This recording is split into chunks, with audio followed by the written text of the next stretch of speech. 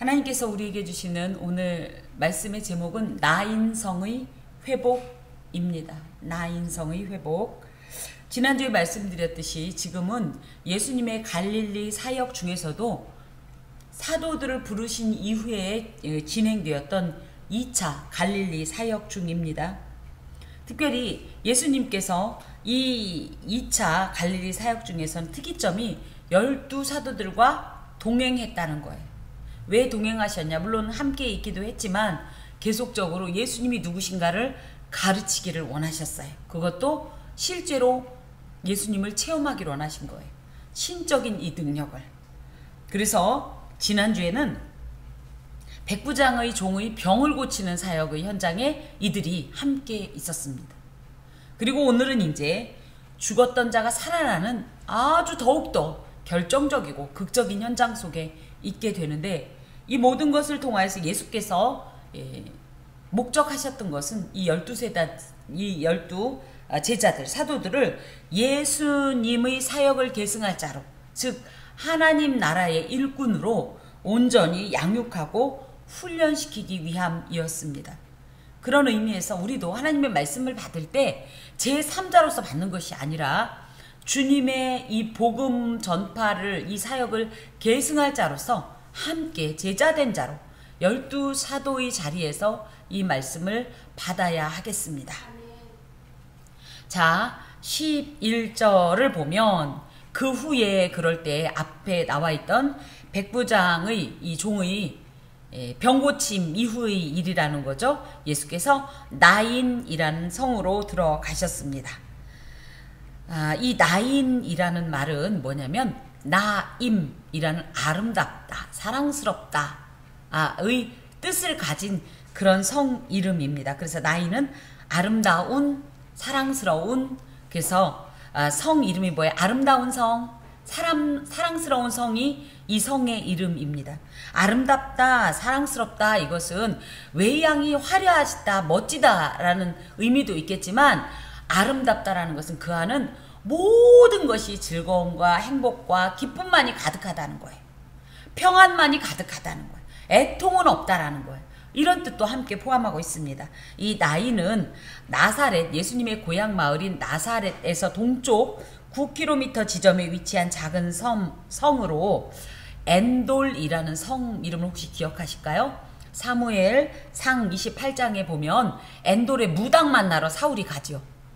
그때 그 엔돌 성의 부근에 있습니다. 근데 예수님께서는 그 성을 왜 가셨을까? 그래서 우리는 성경을 볼 때 두 가지 관점으로 볼 수 있어요. 아이고, 가다가 우연히 그렇게 됐네? 그럴 수도 있지만 또 어떤 그 개념으로 볼 수 있냐면 예수님은 이 일을 하러 가셨다. 누군가를 만나러 그곳을 가셨다. 대표적으로 요한복음 4장에 있는 수가성의 그 우물가의 여인 말이에요. 갔더니 우연히 그 여자를 만났다가 아닌 거예요. 예수님께서는 사마리아에도 복음이 필요한 줄을 아시고 가장 절실하게 지금 당장 주의 복음이 임해야 할 대상인 그 여인을 만나러 그곳에 가셨고 그곳에서 기다리셨다, 이렇게 봅니다. 지금도 그렇게 볼 수가 있는 거예요. 그러면 이 나인성에는 왜 가셨을까 할 때 나와 있는 이 12절의 이 존재를 만나기 위해서, 또 이 상황을 고치시기 위해 가셨다는 거죠. 그때 제자와 많은 무리가 동행했다.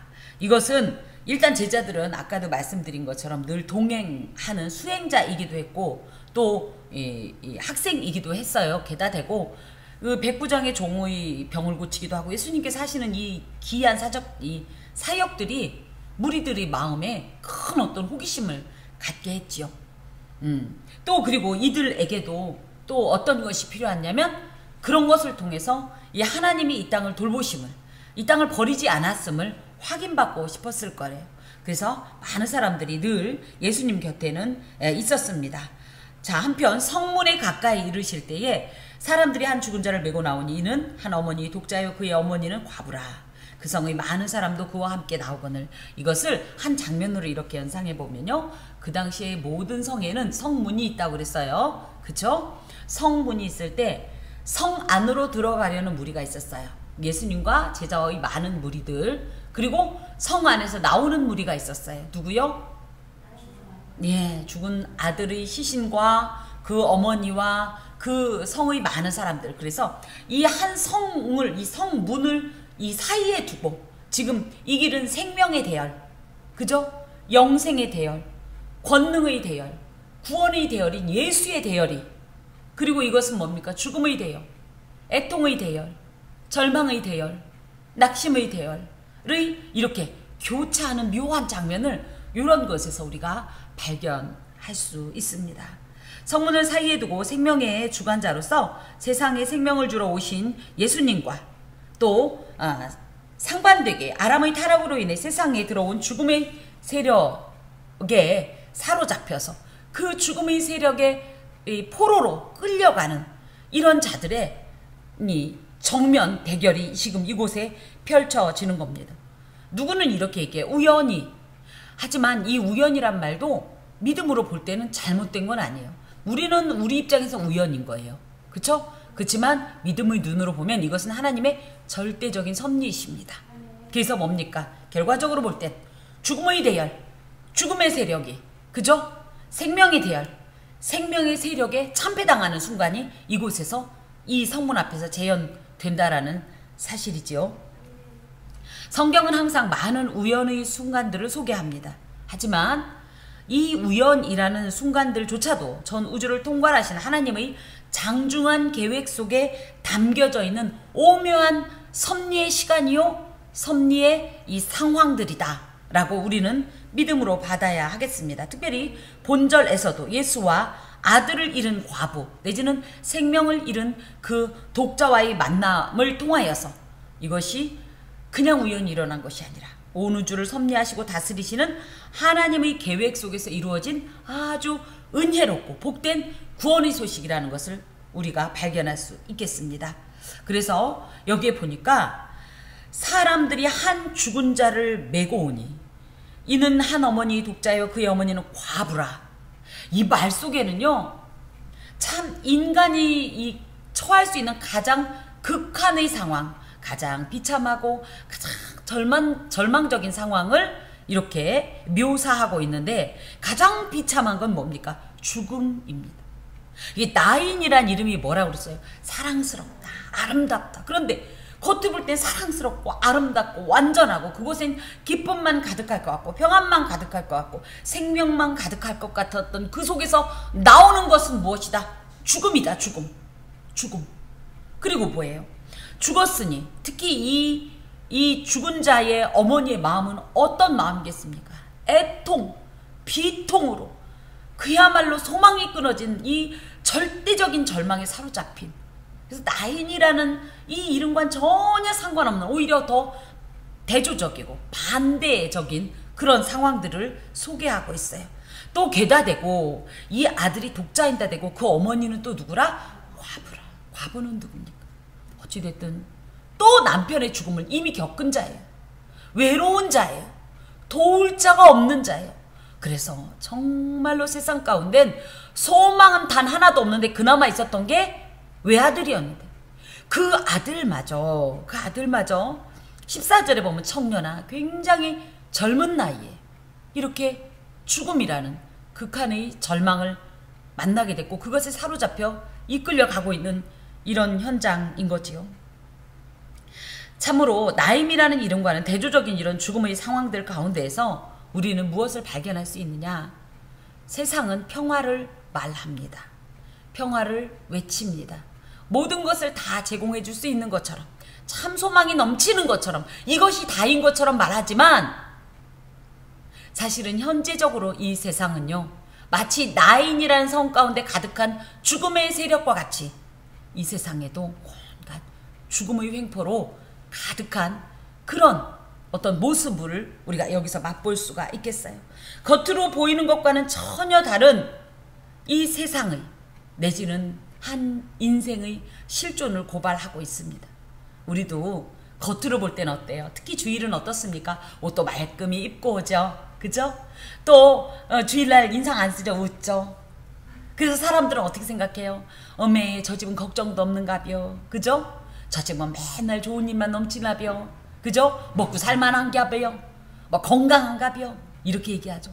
그런데 이 사실은 실상을 들어가 보면 어때요? 사실은 여기가 아파요. 사실은 저것 때문에 걱정이에요. 사실은 이래요. 사실은 저래요. 이게 바로 지금 11절과 12절에서 포함되어 이 소개하는 나인성, 세상의 모습이라는 거죠. 거기에 너무너무 가슴 아픈 것은 한 어머니의 독자요. 그 어머니가 과부인데 그 아들이 죽었다는 이 사실이에요. 우리나라도 삼종 지도라고 유교에서 많이 가르치는 이 내용이 이 히브리 사회에도 있다고 그랬어요. 그래서 어린 여인은 아버지를 의지하고, 장성하여 결혼을 하면 남편을 의지하고, 노년에는 봉양할 아들을 의지하면서 사는 것이 그 당시에 여인의 숙명이었는데, 이 여인에게는 남편도, 그나마 유일한 소망인 아들도 이미 결혼해서 본가는 떠나왔고요. 남편을 잃은 여인이 의지할 수 있는 유일한 존재를 잃은, 이것은 단순히 그냥 심적으로 너무 슬프다의 차원을 넘는다고 그랬어요. 이제 이 여자는 무엇을 해서 먹고 살아야 될지 몰라요. 물론 부자였을 수도 있겠죠. 하지만 어찌됐든 그 당시의 여인들은요, 사회적인 권리 자체가 굉장히 제한되어 있었습니다. 그러다 보니 당장 일단은 정말 이 의식주를 걱정해야 되는 게 맞고요. 또 뭡니까? 사회적으로 그런 사람, 우리나라도 그렇지 않나요? 남편을 잃고 이렇게 자식을 잃으면 사람들이 뭐라고 얘기해요? 그 사람을 참 복받은 사람이라고 얘기해요? 예, 복 없는 사람이라고 하면서 뭐라고 얘기하죠? 하나님께 저주받았다. 우리도 그런 일 있을 수 있어요. 지금 그런 어떤 사회적인 비통감까지도 떠 안아야 되는 그런 상태였다라는 거죠. 세상에서 위로받을 수 없는 절대적인 절망과 극한의 슬픔의 상황을 묘사하고 있습니다. 그럴 때에 어떤 놀라운 일이 있었냐? 13절에 주께서 과부를 보셨어요. 하나님이 보셨으면 끝난 거예요. 하나님이 보셨으면, 하나님이 아셨으면 끝난 거예요. 하나님이 들으셨으면 끝난 거예요. 왜? 이분은, 우리 하나님은 어떤 분이냐? 이렇게 절망의 나락으로 빠진 자, 이 외로움과 고통과 애통의 골짜기에서 허우적거리는 사람을 그저 두지 않으세요. 그저 두지 않으세요. 왜냐? 하나님께는 특별한 신적 동정심이 있기 때문입니다. 그것이 뭐예요? 불쌍히 여기사. 불쌍히 여긴다라는 말은 우리는 이거 하는 동정심 정도로 얘기하겠지만, 원어상은 뭐냐면 창자가 끊어질 것 같은 애통감을 느낀다는 거예요. 그게 나를 향한 게 아니라 누군가를 향한, 그 하나님의 동정이 향하는 그 사람을 향해서, 하나님의, 마치 하나님은 창자가 있거나 이런 분은 아닌데도 창자가 끊어지는 것 같은 이런 이 비통감을 하나님이 느끼는 게, 이게 바로 신적인 동정심인 스플랑크니조마인데, 이것을 예수님께서도 하나님으로서 같은 신적 동정심을 가지고 계셨죠. 왜 그러냐? 하나님은 사랑이라. 하나님은 사랑이라. 그분은 공의를 보좌의 기초로 삼으셨지만 늘 우리에게는 공의에 대해서는 오래 참으시지 않나요? 하나님은 오랫동안 심판을 참으십니다. 하지만 하나님의 사랑은 늘 마치 그래서 공의보다는 사랑의 하나님인 것처럼 우리에게 비춰지는 것이, 공의에 대해서는 오래 참으시면서, 그죠? 그 판결을 미루면서 우리에게 자꾸만 기회를 주시면서, 사랑은 하는 거, 너 하는 거 두고 보자, 이런 거 없어요. 일단 사랑을 주고 보십니다. 이게 하나님이세요. 자, 그래서 그 사랑을 주시는 방식이 뭐냐 했더니, 첫 번째, 울지 말라. 그래서 이제 이걸 갖고 우리도 그러죠. 예수님 믿는 사람이 장례식장에 가면 왜 울어? 아빠 천국 가면 된 거 아니야? 어떻게 생각하세요? 당장, 그럼요. 보지 못하고, 그쵸? 헤어짐의 슬픔이 당장 있지요. 저는 그래서 실컷 울으라고 합니다. 좀 기독교의 장례 풍습이 조금 그런 건 조금 적절치 않다라고 봅니다. 내 표현을 다 할 수 있습니다. 그걸 믿음 없이 울어, 그러지 마세요. 예수님이 그럼 지금 울지 말라, 이게 어디서 믿음 없이 천국 가는데 왜 울어? 이걸까요? 뭡니까? 맞습니다. 사랑하니까. 해결해 줄 거니까 이 문제 울 이유가 없어졌다는 뜻이에요. 넌 더 이상 울 이유가 없다. 그렇게 내가 하겠다라는 약속입니다. 약속이에요. 형언할 수 없는 슬픔에 빠진 나인성 과부를 향한 예수님의 이 사랑과 권능의 명령은 우리에게 어떤 메시지를 주냐. 첫 번째, 예수님은 눈물을 씻어주시는 분이에요. 눈물 흘릴 일을 없게 하시는 분이에요. 없게 하시는 분이에요. 그리고 무엇보다도 그냥 말씀만 하시는 것이 아니라 그것을 언제나 실행하시는 분이에요.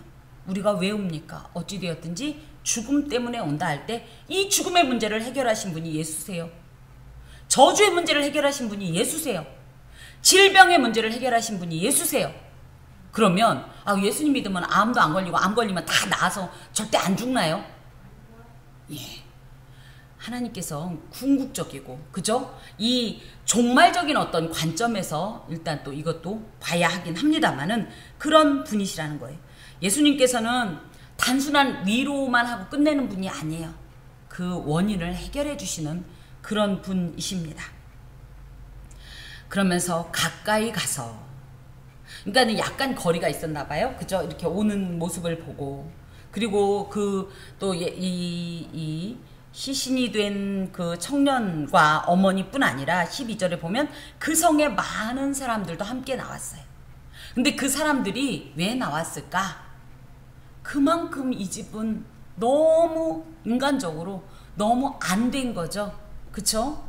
누구라도 동정하지 않을 수 없는 아주 애통하고 정말 이 비통의 극한에 당한 이런 상황이기 때문에 온 성읍 사람들이 함께 이 슬픔에 동참하고 있었는데, 그걸 보고 예수님께서는 어느 정도 거리가 있을 때 울지 말라라고 말씀하시면서 이 울지 말라고 했던 이 명령을 이행하시려고 가까이 다가가시는 거예요. 예수님은 이런 분이세요.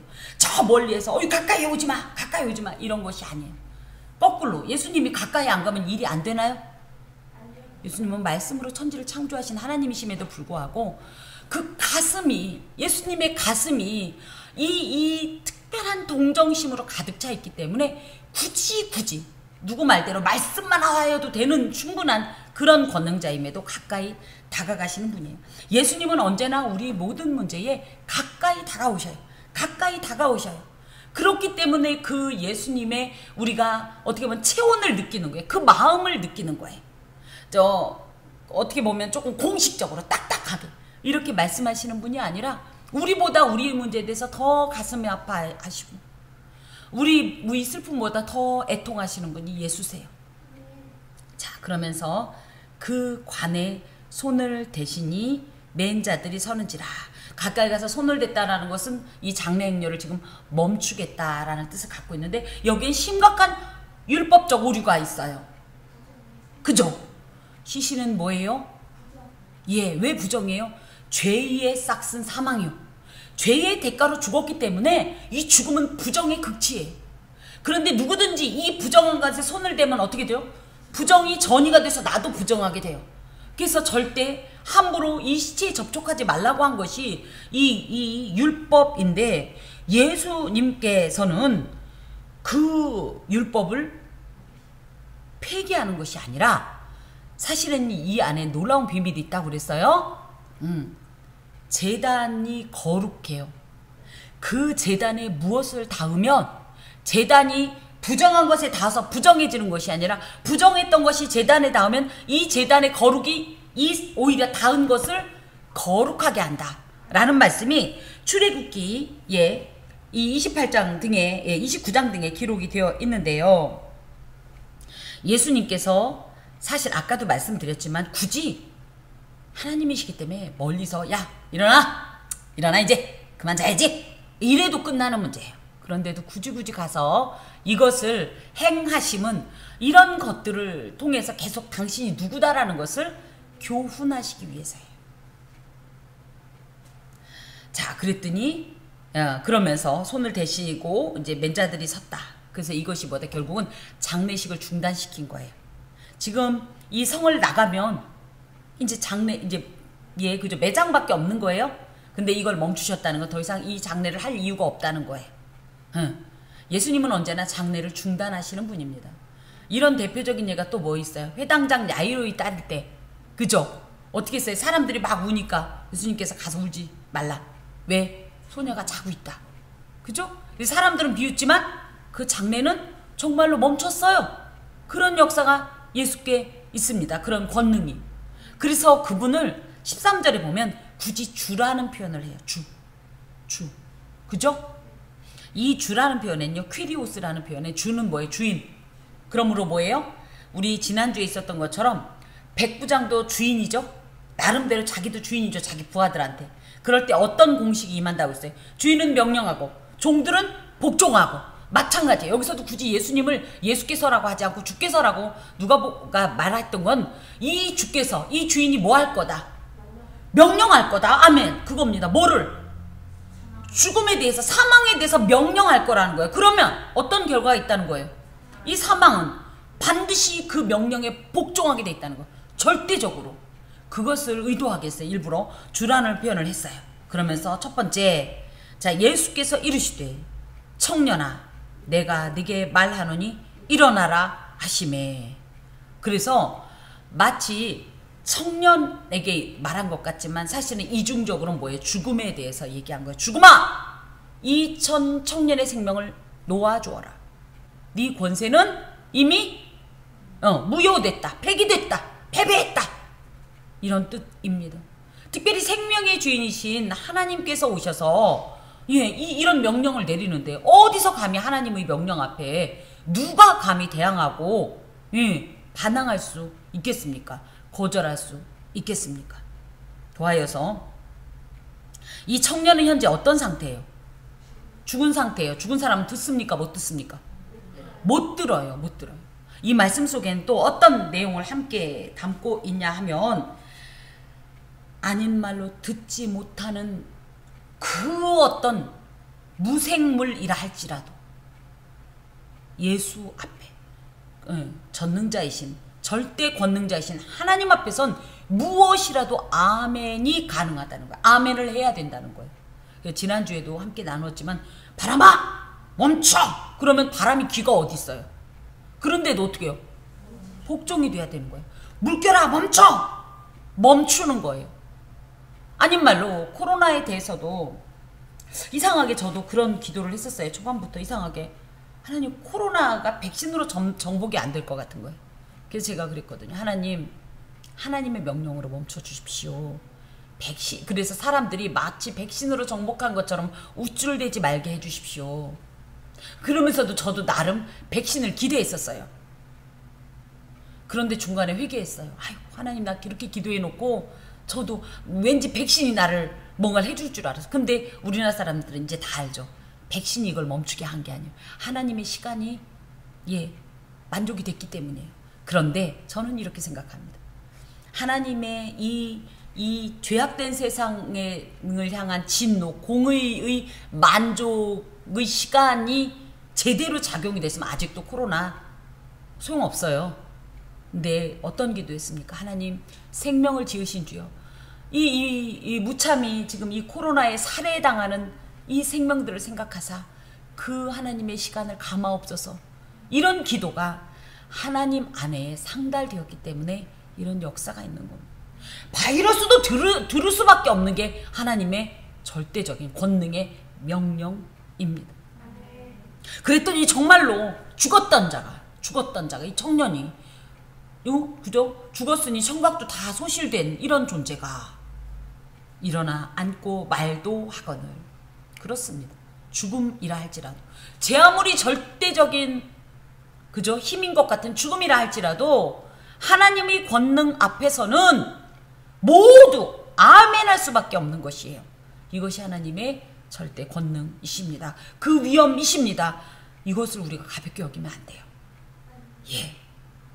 그러면서 예수께서 그를 어머니에게 주시니, 그래서 어머니에게 주셨다, 이것은 그냥 있다 이런 뜻이 아니라 주었다는 표현은 에토켄이란 말이 은혜로 주셨다 이런 뜻이래요.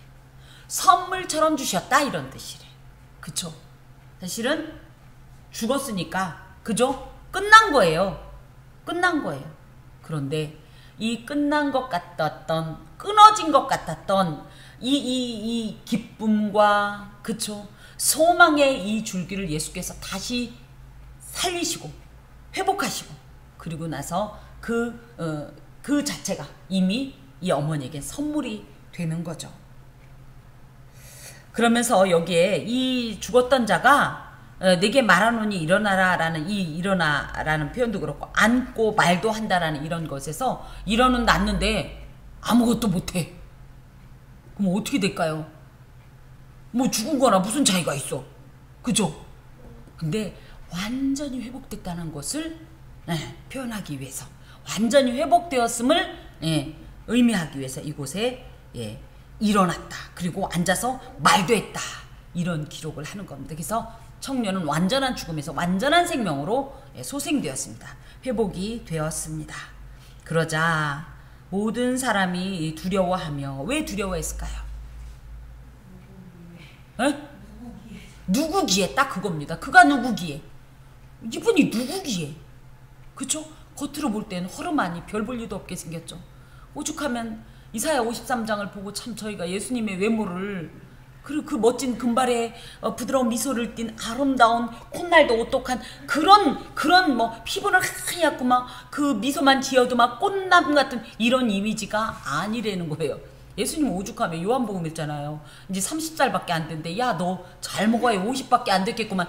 상당히 노안이었다는 거죠. 이 정도로 그래서 예수님의 외양이 아니라 그에게서 나오는 이 신적인 이 아우라, 카리스마가 사람들로 하여금 과연 이분이 누구시기에 이런 호기심을 불러일으켰어요. 그러면서 그들이 대뜸 예수님에 대한 그런 마음을 품자마자 했던 행동이 하나님께 영광을 돌렸다는 거예요. 그래서 자기들이 보기에도 이들에겐 특별한 메시아 대망 사상이 있지 않았습니까? 그러니까 그분 아닌가? 내지는 그분인가 보다 라는 마음에 그분을 주신 하나님께 영광을 돌리는 행동을 합니다. 그러면서 뭐라고 하냐면 큰 선지자가 우리 가운데 일어나셨다. 이 큰 선지자라고 얘기할 때는 그 수넴 여인의 아들을 살려준 엘리사, 뭐 엘리사나 엘리야 등 그죠? 그런 사람이 죽었던 사람을 살렸던 그런 선지자들이잖아요. 그래서 그런 선지자를 보내주셨다라는 말과 함께 더하여서 또 하나님께서 자기 백성을 돌보셨다. 이것은 하나님께서 이 백성을 특별히 사랑하시고 구별하여 거룩한 백성 제사장 나라로 삼으심이 이런 일들을 통하여서 우리가 확인받았고 그 은혜가 폐기되지 않고 계속적으로 지금까지 이어지고 있구나. 그 은혜를 우리가 지금 누리고 있구나. 이런 생각에 너무너무 감격을 해서 하나님께 영광을 돌렸다는 거죠. 그러면서 예수께 대한 이 소문이 온 유대와 사방에 두루 퍼지니라. 그래서 누가 요청하지 않아도 예수께서 친히 먼저 소망이 없는 죽음의 현장에 찾아오셔서 생명을 주시고 구원을 주시는 그 하나님으로 인하여서 그 예수로 인하여서 이들이 이 잃었던 소망을 찾고 또 누구도 위로해주지 않고 우리 이 민족은 돌봐주지도 않을 거야. 지금 로마라는 거대 강국 아래 식민지 생활을 하고 있으니까 얼마나 절망과 한탄의 세월이겠어요.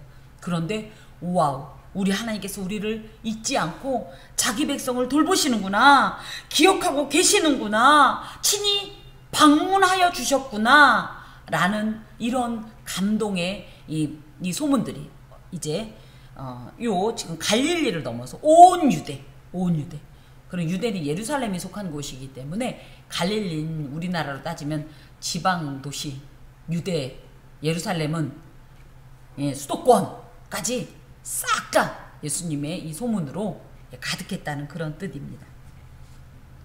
예수님께서 공생애에서 죽은 자를 살리신 이적이 3번이 있다.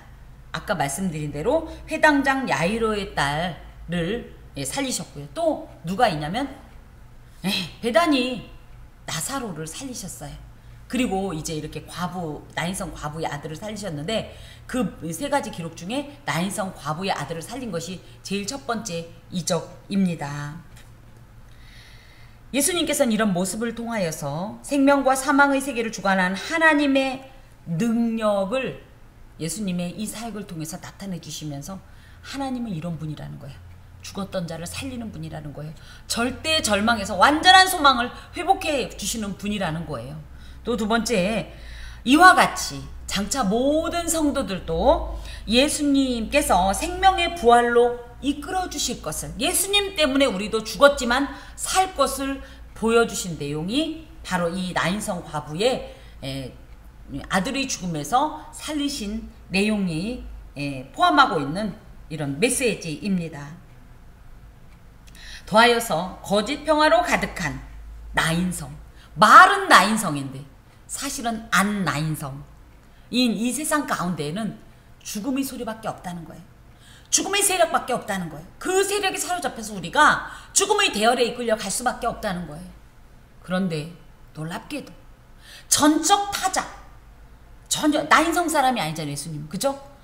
이 지구에 속한 분이 원래 아니잖아요. 그죠? 성육신을 하시긴 하셨지만 그런 전적 타자이신 하나님께서, 예수께서 생명의 이 세력으로 이 나인성의 거짓됨을 다 해결하시고 도저히 인간으로선 스스로 헤어나올 수 없는 죽음의 굴레, 고통의 굴레를 다 모두 다 하나님께서 다 끊어내시고 우리에게 진정한 진짜 나인을 회복하신 분이시다. 지금 우리는 가짜 나인도 있습니다. 우리 삶 가운데. 그렇죠? 하지만 기대하십시오. 예수를 만나면 이것이 진짜 나인이 됩니다. 진짜 나임이 됩니다. 주께서 주시는 그 나임의 은혜를 소망하면서 거짓 나임 때문에 자꾸 끌려다니거나 실망하지 마시고 주님의 참다운 그 나임의 날을, 그 세계를 고대하면서 하나님 앞에서 미리 승리의 미리 기쁨의 삶을 살아가는 저와 여러분이 되어야 합니다. 기도하겠습니다. 주님 감사합니다. 어찌할 수 없는 수많은 죽음의 소식들이 들려올 때마다 우리는 그저 절망하고 체념할 수밖에 없나이다. 우리는 아무것도 할 수 없기 때문입니다. 하지만 주님을 만났을 때, 또 주께서 보셨을 때, 주께서 임하셨을 땐 이야기가 달라집니다. 주여 이곳에 임하옵소서. 이 모든 문제에 가까이 다가오서 손을 대시고 명하여 주시옵소서. 그리하여 어떤 문제, 어떤 상황까지도 주의 회복해 하심의 은혜를 힘입게 하여 주옵소서. 감사합니다. 주님 감사합니다. 이 소망 놓치지 않고 승리케 하여 주옵소서. 예수 그리스도의 이름으로 기도하오며, 여호와는 내게 복을 주시고 너를 지키시기를 원하며, 여호와는 그의 얼굴을 내게 비추사 은혜 베푸시기를 원하며, 여호와는 그 얼굴을 내게로 향하여 드사 평강 주시기를 원하노라. 아멘.